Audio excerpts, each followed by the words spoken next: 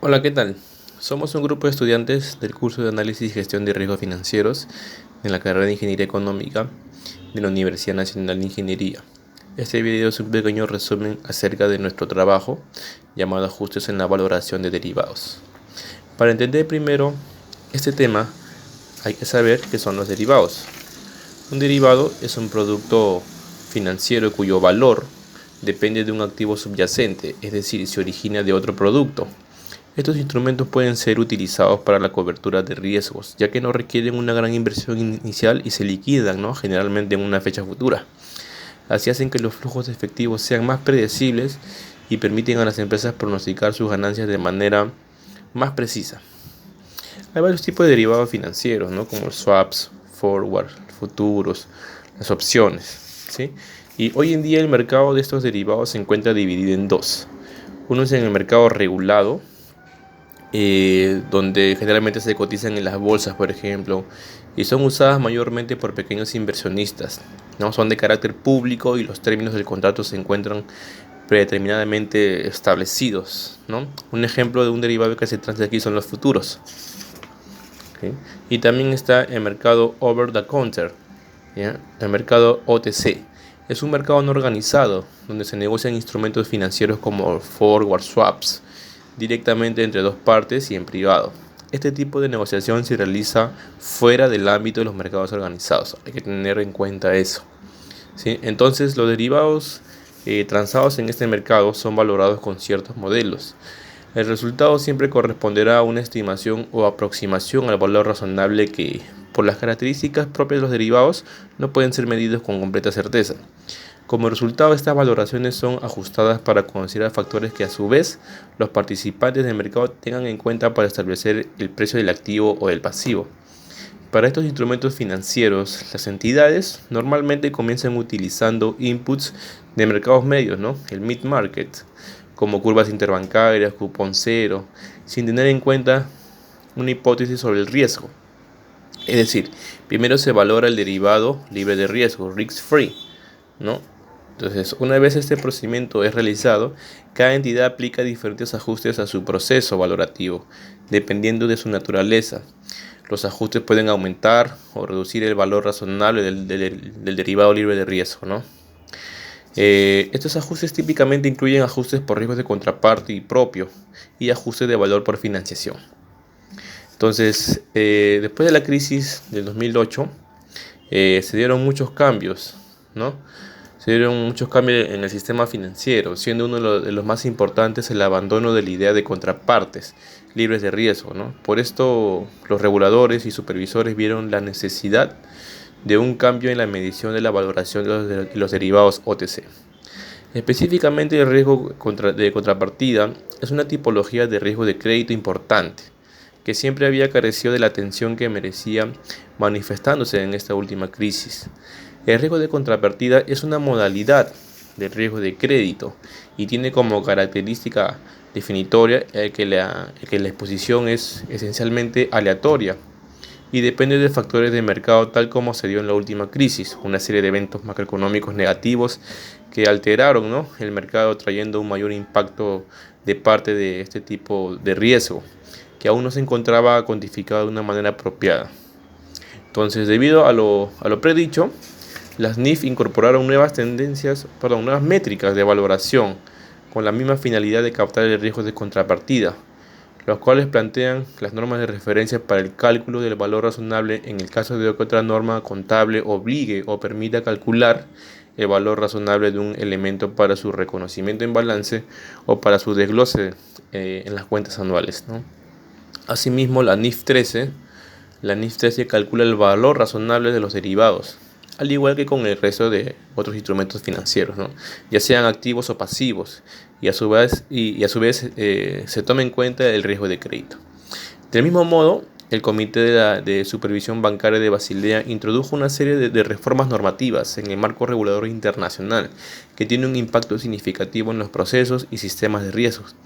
Esta normativa se encuentra enmarcada en el documento conocido como Basilea III, con una mejora sustancial en la regulación prudencial de riesgos, requiriendo mayores exigencias de capital por riesgo de contraparte, es decir, un mejor cálculo de la exposición.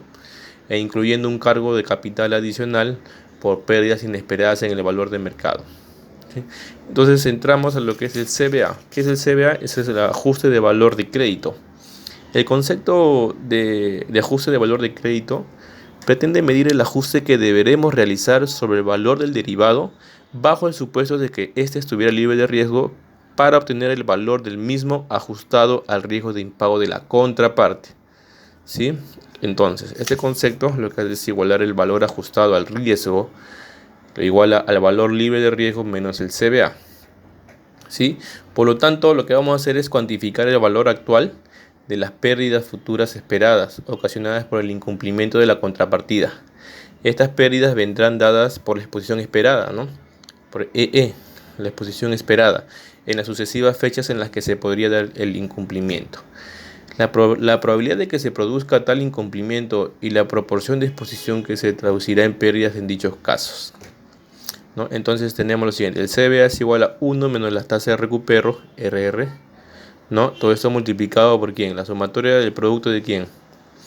Del factor de descuento libre de riesgo correspondiente al plazo T sub K, multiplicado por la exposición esperada en el tiempo T sub K, y esto multiplicado por la probabilidad marginal de impago, ¿no? Probabilidad de default, correspondiente entre el intervalo entre T sub K menos 1 y T sub K.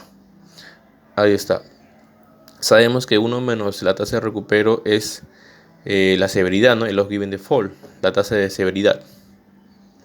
Bien, entonces pasamos a lo que es el ajuste de valor de la deuda. El ajuste de valor de la deuda.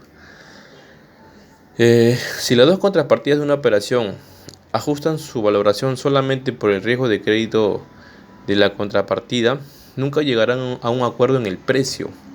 Para llegar a dicho acuerdo es necesario que ambas entidades ajusten el valor del derivado por su propio riesgo de crédito. Es decir, el concepto de ajuste de valor de la deuda consiste en calcular el valor actual de la deuda que esperamos impagar en el futuro, dada nuestra probabilidad de incumplimiento y las expectativas esperadas negativas de los derivados contratados. Entonces tenemos lo siguiente: el DBA, ¿no? El DBA es igual a 1 menos la tasa de recupero multiplicado por la sumatoria de ¿quién? Los productos de ¿quién? Del factor de descuento libre de riesgo correspondiente al plazo T sub K, multiplicado por la expectativa esperada negativa en el tiempo T sub K, y esto multiplicado por la probabilidad marginal de impago correspondiente al intervalo entre T sub K menos 1 y T sub K. Al final lo que va a hacer es tener un valor ajustado al riesgo, ¿no? Que lo igualará al valor libre de riesgo menos el CVA y más el DBA calculado anteriormente. ¿Sí? Entonces, el hecho de aplicar un CVA bilateral, bilateral, además de reducir la sensibilidad a riesgos de spread de la contrapartida, también afecta la sensibilidad respecto a los factores de riesgos de mercado. La inclusión del DBA, al depender de la expectativa esperada negativa, la cual presenta una sensibilidad respecto a los tipos spot forward de signo contrario a la de la expectativa esperada, a la EE, implica un aumento de la delta del ajuste por crédito del derivado, ¿no? Por otro lado, la sensibilidad respecto a la volatilidad subyacente se verá reducida, dado que tanto la expectativa esperada como la expectativa esperada negativa tienen una vega positiva que se compensará en mayor o menor grado al incluir el CVA y el DBA en la valoración del derivado. ¿Sí? Bien, entonces, luego de decir todo esto, se define el ajuste de valoración por funding, FVA, ¿no? Este concepto nos dice, se define este concepto como la diferencia de valoración de un derivado respecto a su valor libre de riesgo por el hecho de considerar el coste de financiación real de la entidad en el descuento de flujos de la operación, en detrimento de los tipos libres de riesgo, ¿no? El OIS, ¿no? Entonces se define el ajuste de valoración de riesgo, como bien hemos dicho, como la diferencia de la valoración de un derivado respecto a su valor libre de riesgo, ¿no? Por el hecho de considerar el coste de financiación.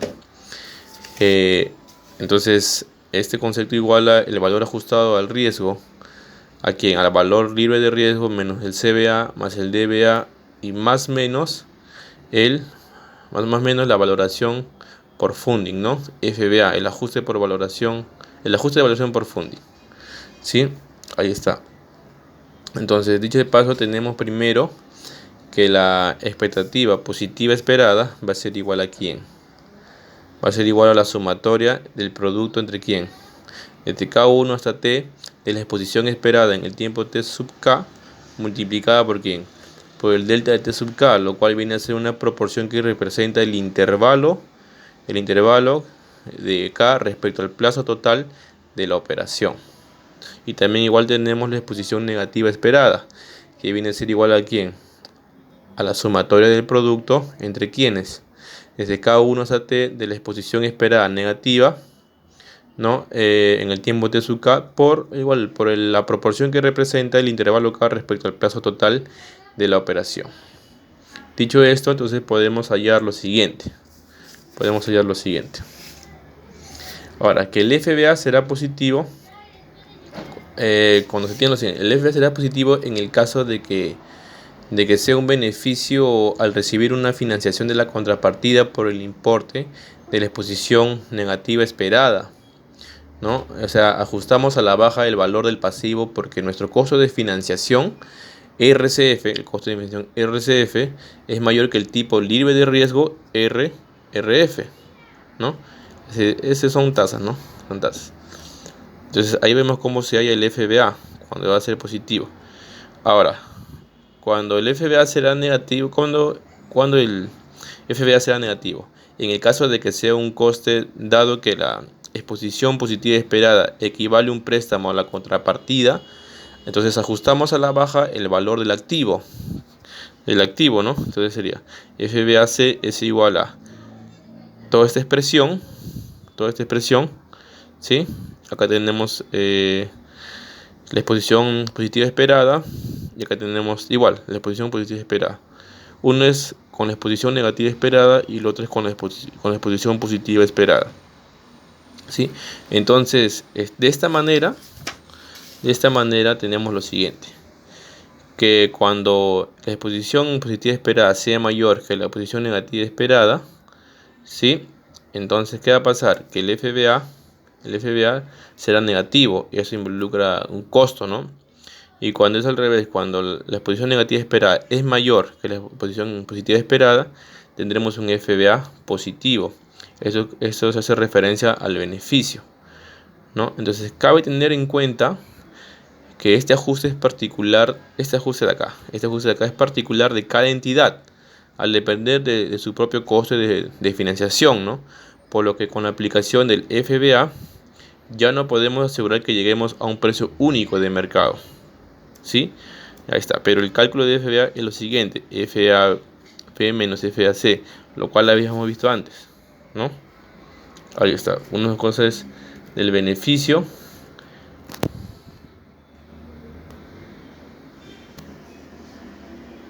Bien, así es como se han obtenido los cálculos de los ajustes de los derivados, ¿sí? Del CBA, del DBA y el FBA. Espero que les haya gustado este pequeño resumen. Cualquier duda nos escriben al correo que vamos a escribir acá abajito. Y si quieren tener el material completo con algunos ejemplos, también nos pueden ahí comentar al correo, ¿no? Muchas gracias.